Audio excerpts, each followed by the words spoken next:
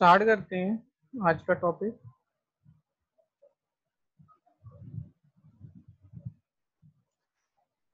आज का जो हमारा टॉपिक है वो है अर्थमेटिक मीन, ज्योमेट्रिक और हार्मोनिक। तो ये देखें, स्टार्ट करते हैं फॉर्मूले से। अर्थमेटिक मीन क्या होता है? जब आपके पास दो नंबर आएंगे, आप उनको ऐड करेंगे, ऐड करके डिवाइड करेंगे 2 से, तो ये आपका क्या हो जाएगा? अर्थमेटिक मीन हो जाएगा। ज्योमेट्रिक मीन क्या होगा? जो दो नंबर होते हैं उनको आपने मल्टीप्लाई करवाना है, फिर आपने क्या ले लेना है? रूट ले लेना है। और हार्मोनिक मीन क्या होता है? या तो आप ज्योमेट्रिक मीन का स्क्वायर करके अर्थमेटिक मीन से डिवाइड कर दो, अगर ऐसा नहीं कर सकते तो ये 2ab upon a plus B का फॉर्मूला लिखा हुआ है इसके। ये तीन फॉर्मूले हैं। आए इसके एक एक क्वेश्चन करते हैं। देखें, आपकी स्क्रीन पे भी नजर आ रहा होगा कि यहाँ पे एक क्वेश्चन है, फाइंड द अर्थमेटिक मीन। हमने क्या निकालना है? अर्थमेटिक मीन निकालना है। किसका? 4 एंड 9.7 का। तो आप क्या करोगे? जो आपके पास वैल्यू आएगी आप उसको क्या कर दोगे? ऐड कर दोगे। आप 4 को ले लीजिएगा ए और 9.7 को ले लीजिएगा बी। जब आप ये करेंगे तो उसके बाद इन दोनों को ऐड करना है। ऐड करके आप लोग क्या करेंगे? डिवाइड कर देंगे 2 से।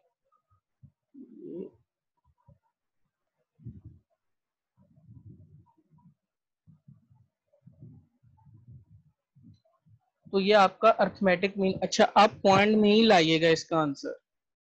अगर आपको पॉइंट में लाना है तो पॉइंट में लाइएगा, जिस तरह मैं यहाँ पे लेके आया। अब नेक्स्ट जो क्वेश्चन है वो है ज्योमेट्रिक मीन। ज्योमेट्रिक मीन का इसमें भी दो ही नंबर दिए हुए हैं। अब दो नंबर क्या है? 3 एंड 12 है।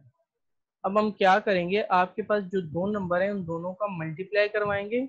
जब भी हम रूट लेते हैं, रूट लेने के बाद आपको दो वैल्यू मिलती है, एक प्लस की और एक माइनस की। ध्यान से देखिएगा, दोबारा से बता रहा हूँ। ज्योमेट्रिक मीन, इसको ले लेना है ए और ये वैल्यू आपकी आ जाएगी बी। अब क्या होगा? रूट ए बी लिखा हुआ है। 3 को आपने 12 से मल्टीप्लाई करवाना है, तो 12 3 36 हो जाएगा। तो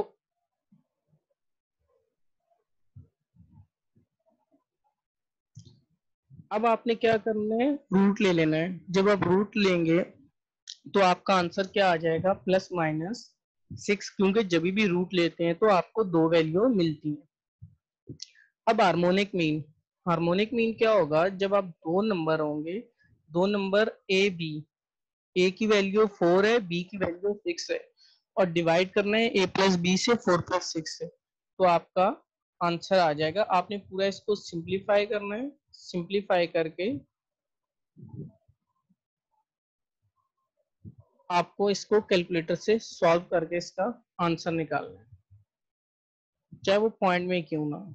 देखें, जो नेक्स्ट क्वेश्चन है उसको मैंने होल में 3 होल 1/8 7 होल 4 और 5 है। ये ध्यान से देखिएगा, इसका भी अर्थमेटिक मीन ही मैंने निकालना है। तो मैं कैसे निकालूंगा? ये आप लोगों ने देखा भी होगा, ये होता है एलसीएम इसके साथ। 3 को 8 से मल्टीप्लाई करवाते हैं तो ये कितना बन जाता है?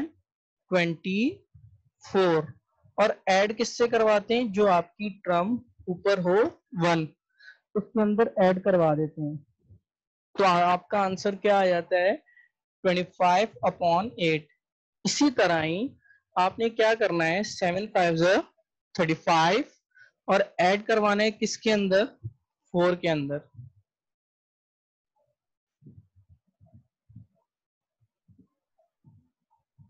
जब आप 4 के अंदर करवाएंगे तो आपका आंसर आ जाएगा 39/5।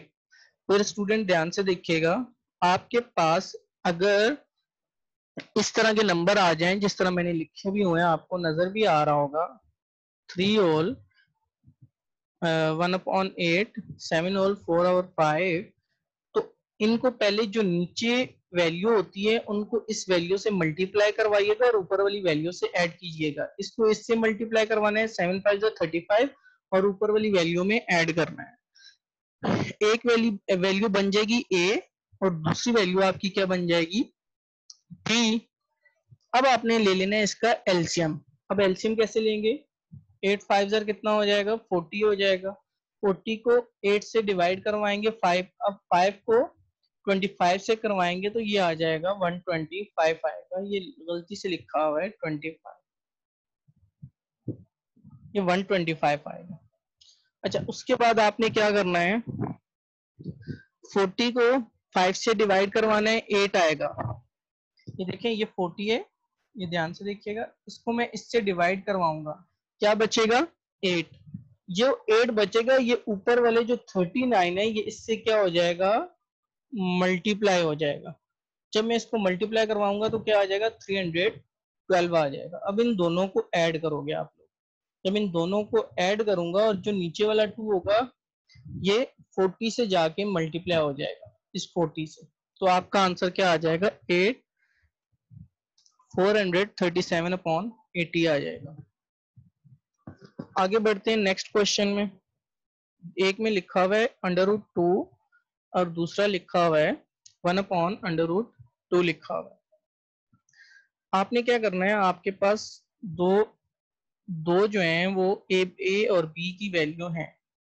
आपने क्या करना है, जो दो ए बी की वैल्यू हैं इनको आपस में रूट में करवाना है। ये तो आसान सा भी है, रूट से रूट कैंसिल हो जाएगा, √2 से वैसे ही कैंसिल हो जाएगा, √1 रह जाएगा। जब √1 की वैल्यू लोगे, जब भी रूट लेते हैं तो हमेशा दो ही वैल्यू आती है।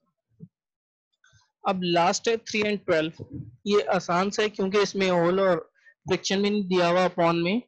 तो आपने क्या करना है, ए की जगह रखना है 3, बी की जगह रखना है 12 और with the help of calculator भी आप इसको सॉल्व कर सकते हैं। नेक्स्ट क्वेश्चन पे आए। देखिए अर्थमेटिक मीन दो नंबरों का निकालना होता है। जब अर्थमेटिक प्रोग्रेशन आ जाएगा ना तो इसका मतलब ये होगा कि आपने जो अब काम करना होगा वो ज्यादा नंबरों का, दो से ज्यादा नंबर जो होंगे उनका करना होगा।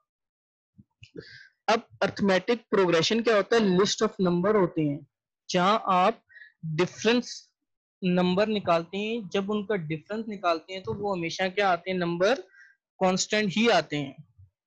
इसकी एग्जांपल भी मैं देता हूं। आप ये जो 4 लिखा हुआ है, 4 को जब आप माइनस करवाएंगे 2 से तो 2 आएगा। हमेशा सेकेंड टर्म को, हमेशा नेक्स्ट जो आगे वाली टर्म होगी उसको प्रीवियस टर्म से माइनस करवाना होगा। 6 को 4 से करवाएं, 8 को 6 से, 10 को 8 से, 12 को 10 से, 14 को 12 से। अब जितने नंबर आगे आगे होंगे, आगे तक जाते जाएंगे, आप जितना भी उनको माइनस करवा लें वो हमेशा क्या रहेंगे, कांस्टेंट ही रहेंगे। उनका जो डिफरेंस है वो चेंज नहीं होगा। वो मतलब अगर एक जिस तरह 2 आ रहा है तो वो 3 आगे नहीं आएगा। ये अर्थमेटिक प्रोग्रेशन है। अच्छा, इसको डिनोट क्या करते हैं, A1 A2 A3। जो आपकी स्टार्टिंग की जो टर्म होती है ना, हम क्या करते हैं उसको डिनोट करते हैं A1 A2 A3 से डिनोट करते हैं। याद रखिएगा, दोबारा से सुनो, हमने क्या करना है, अभी अर्थमेटिक प्रोग्रेशन करना है। अर्थमेटिक मीन जो हम कर रहे होते हैं वो दो नंबरों का कर रहे होते हैं, और जो आपका अर्थमेटिक प्रोग्रेशन होता है वो आपका दो से ज्यादा नंबरों का होता है। अब इसमें क्या होता है, आपने अर्थमेटिक प्रोग्रेशन में हमेशा याद रखिएगा, आपने डिफरेंस निकालना है। जितने भी नंबर आ जाएं, अगर साथ में अर्थमेटिक प्रोग्रेशन लिखा हुआ है एपी, शॉर्ट में इसको पढ़ते हैं एपी, तो आपने हमेशा डिफरेंस निकालना है। Second term minus first term, third term minus, ये सारी टर्म्स हैं, T1 T2 A1 A2। तो आप इस तरह भी कर सकते हैं। अब इसको जो डिनोट करते हैं वो किस तरह करते हैं, A1 A2 A3 and so on. अब ये मैंने एक एग्जांपल भी दी हुई है, 2 4 6 8 12। जब आप इन नंबरों का डिफरेंस लेंगे, नंबरों का जो डिफरेंस है वो क्या आएगा, कांस्टेंट ही आएगा। अब इसका फॉर्मूला क्या होता है, Tn is the your last term, A is the first term, N is the number and D is the common difference. ये लिखा भी हुआ है, A is the first term, D is the common difference and N is the term. जो आपकी आएगी। ध्यान से देखिएगा, एक क्वेश्चन है फाइंड द कॉमन डिफरेंस। आपने क्या निकालना है? Common difference. कॉमन डिफरेंस क्या होता है? आपको बताया भी था, डी होता है। और indicated term in each of the following. अब आपने क्या निकालना है इसके अंदर? एक तो कॉमन डिफरेंस निकालना है, डी निकालना है, और सेकंड में आपने क्या निकालना है? जो आपकी टर्म है, यानी कि ये कहां तक दिया हुआ है? आपको 8 तक दिया हुआ है। तो आपने क्या करना है? जो आपको टर्म इंडिकेट की गई है वो आपने निकालनी है। उसने बता दिया है कि देखें, ये 4 है, ये 9 है, ये 14 है, ये 19 है। उसके बाद उसने बोल दिया 8 टर्म, इसके बीच की जो टर्म है वो मिसिंग है। अब वो मिसिंग कितनी है? यहाँ तक आने के लिए वो कितनी टर्म होंगी, या क्या होगा, मेरी 8वीं टर्म क्या आ सकती है? तो आपने वो बतानी है। दोबारा से सुनिएगा, क्वेश्चन है फाइंड द कॉमन डिफरेंस। आपने क्या निकालना है? कॉमन डिफरेंस तो आसान है, वो निकल जाएगा। सेकंड टर्म को माइनस करोगे फर्स्ट टर्म से तो आपका कॉमन डिफरेंस आ जाएगा। लेकिन उसके साथ में निकालना है indicated term in each of the following. आपके पास एक यहाँ पे लिखा हुआ है 8। इस 8 टर्म का मतलब ये होगा कि आपके पास जो दूसरी टर्म है, आपके पास ये 4 टर्म है, तो 4 टर्म के बाद जो 8वीं टर्म है वो क्या आनी चाहिए? तो ये आपने बताना है। तो मैं इसको कैसे बताऊंगा? आपने देखना है, ये हमारी फर्स्ट टर्म होगी। ए जो है हमेशा फर्स्ट टर्म को डिनोट करता है, तो वो ए ही रहेगा। What is D? डी होता है T2 माइनस T1, यानी कि it's mean that second term minus first term.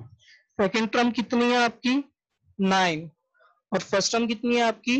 4। तो 9 माइनस 4 कितना हो जाएगा? 5 हो जाएगा। आगे बढ़ते हैं। अब यहाँ पे लिखा हुआ है n इज 8। जो आपका टर्म आता है ना, जस्ट जब नंबर के साथ लग जाए टर्म, तो वो याद रखिएगा वो आपका हो जाता है n। अब यहाँ पे फॉर्मूला लिखा हुआ है Tn equals to a plus n minus 1 cross d। तो जहां मेरा n आएगा वहां मैं 8 लिखूंगा, और जहां पे मेरा a होगा वहां पे मैं 4 लिखूंगा, और जहां पे मेरा d होगा वहां मैं क्या लिखूंगा? 5 लिखूंगा। अब मैं इसको सॉल्व करूंगा। सॉल्व कैसे करूंगा? पहले हम क्योंकि वही बोर्ड मास रूल यूज करेंगे, पहले जो ब्रैकेट के अंदर वैल्यू होती है ना, मैं इसको सॉल्व करूंगा। 8 माइनस 1 कितना होता है? 7। फिर 7 को 5 से मल्टीप्लाई करवाऊंगा। पहले याद रखिएगा, ब्रैकेट के अंदर की वैल्यू को सॉल्व किया, फिर उसको 5 से मल्टीप्लाई करवाया, क्या आया? 35। उस 35 को 4 के अंदर ऐड किया तो मेरा आंसर क्या आ जाएगा?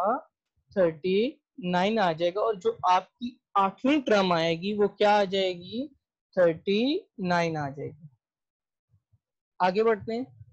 एक दूसरा क्वेश्चन है, ये आप एज अ असाइनमेंट भी ले सकते हैं या एज अ होमवर्क भी ले सकते हैं। 10, 8, 6, 4। अब मुझे इसकी बतानी है कि आप बताओ इसकी 10वीं टर्म। जिस तरह ऊपर वाला क्वेश्चन किए हैं हमने, ये सेम एज इट इज वैसे ही होगा। देखो, ये अगर 10 है, ये 8 है, ये 6 है, ये 4 है। अब जैसे जैसे जाते जाओगे यहीं पे कहीं 10वीं टर्म आएंगी। वो 10वीं टर्म कितनी होगी? -8 होगी। आपको नजर भी आ रहा होगा यार, ये जो डिफरेंस आ रहा है ये 2 का आ रहा है। अगर डिफरेंस ही 2 का आ रहा है तो हम इजीली बता सकते हैं कि -8 है। एमसीक्यूज में तो आप इजीली बता सकते हो अगर एमसीक्यूज होंगे। अदरवाइज अगर सॉल्यूशन होगा तो आपको पूरा सॉल्व करके बताना होगा। आगे बढ़ते हैं। इसका एक क्वेश्चन 2 है, given that 3, 7 and 11 are first 3 term in arithmetic progression, what is d? 3, 7 और 11 आपकी 3 टर्म है। आपने बस इसमें क्या बताना है? डी बताना है। आपने टी एन यानी कि लास्ट टर्म आपकी 8वीं कुछ भी नहीं बताना, आपने ये डी बताना है। तो आप क्या करोगे? Second term minus first term, third term minus second term, ये आपका क्या आ जाएगा? आंसर आ जाएगा।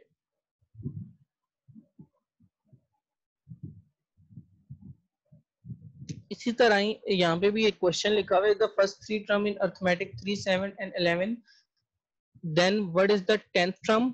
आपको 10वीं टर्म बतानी है। The first term is A और अच्छा, अब आपको आसानी के लिए सब चीजें दी हुई हैं। उसने कहा है कि आपको 3 टर्म्स दी हुई हैं, 3, 7, 11। तो इसका मतलब ये है कि आपने अगर 3 टर्म दी हुई है तो आपने इसकी 10वीं टर्म बतानी है कि 10वां नंबर कौन सा होगा। आपको पहला नंबर भी दे दिया है, वो ए है, और कॉमन डिफरेंस भी बता दिया है। अब आपने क्या करना है, फॉर्मूला यूज करना है, T N equal A plus N minus one D.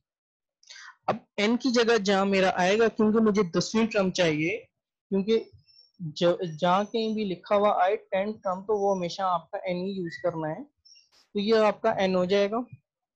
जहां जहां एन होगा वो तो मैं 10 लिखूंगा, जहां जहां ए होगा वहां 3, और जहां पे डी होगा वहां पे 4।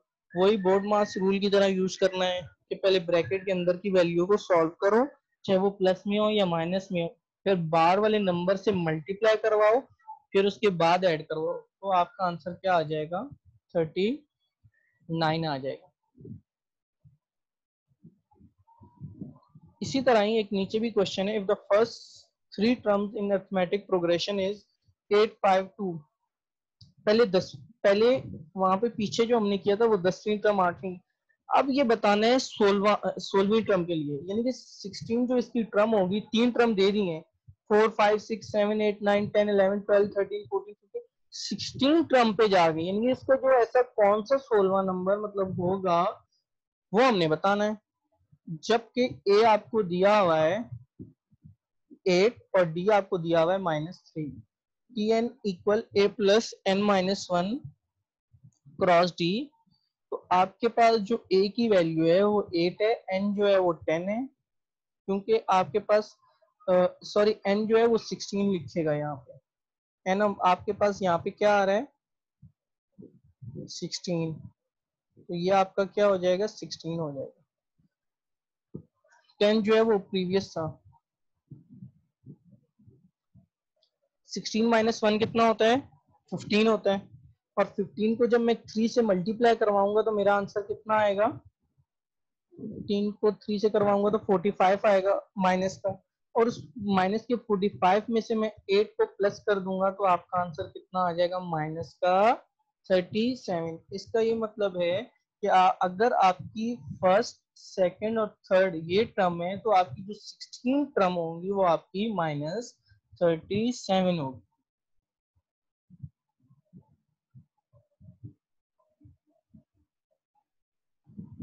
अब ये थोड़ा सा क्वेश्चन और जरा कॉम्प्लिकेटेड हो गया है, लेंथी भी है। आपको बताना है which term of the sequence is -3, 3, 9, 15। अब बीच में कुछ नंबर मिसिंग है। अब आपने ये बताना है कि 15 से लेके 75 तक पहुंचने में उसको कितने नंबर चाहिए थे, मतलब कितने नंबर होंगे 15 और 75 के दरमियान, आपको ये बताना है। तो इसके लिए हम क्या करेंगे, एन निकालना है। ये यहाँ पे लिखा हुआ है ना विच टर्म, इन शॉर्ट ये कि आपको क्या मालूम करना है, एन।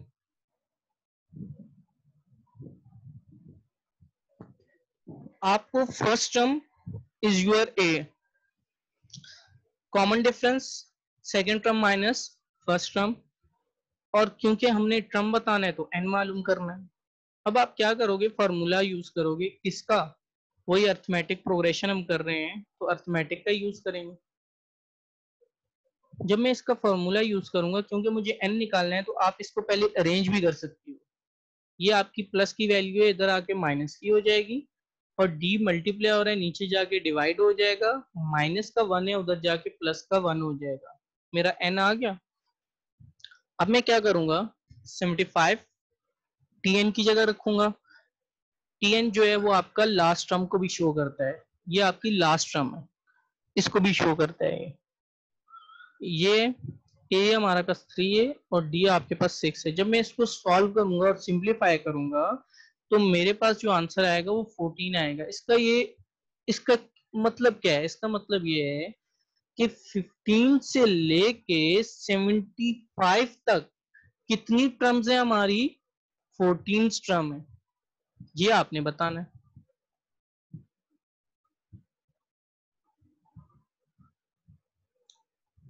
एक नेक्स्ट जो है वो क्वेश्चन है, how many terms are there is AP.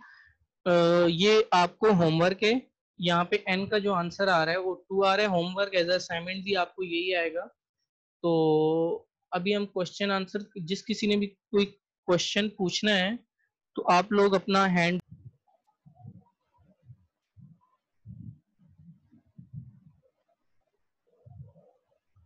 देखो ज्योमेट्रिक प्रोग्रेशन में देखिएगा इसमें क्या होता है, ज्योमेट्रिक प्रोग्रेशन इसमें भी लिस्ट ऑफ टर्म्स होगी, लेकिन इसमें रेशो निकालना होगा। जब वहां पे हम लोग क्या करते थे, second term minus first term करते हैं, यहाँ पे हम second term divided by first term करेंगे। दोबारा सुने, ज्योमेट्रिक प्रोग्रेशन के अंदर हम लोग क्या करते हैं, second term divide first term, इस तरह करेंगे। आपको इसका जो फॉर्मूला है इसका ये थोड़ा सा चेंज होगा।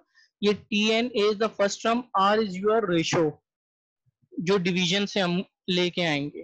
टी एन वही आपकी लास्ट टर्म जो डिनोट होगी। ये इसका नीचे क्वेश्चन है एक, find the indicated term in each of the following GP, geometric progression GP. आपने ए इज योर फर्स्ट टर्म, आपने ज्योमेट्रिक, अर्थमेटिक और हार्मोनिक में तीनों जो है आपका ए सेम ही रहता है, जो फर्स्ट टर्म ही होती है।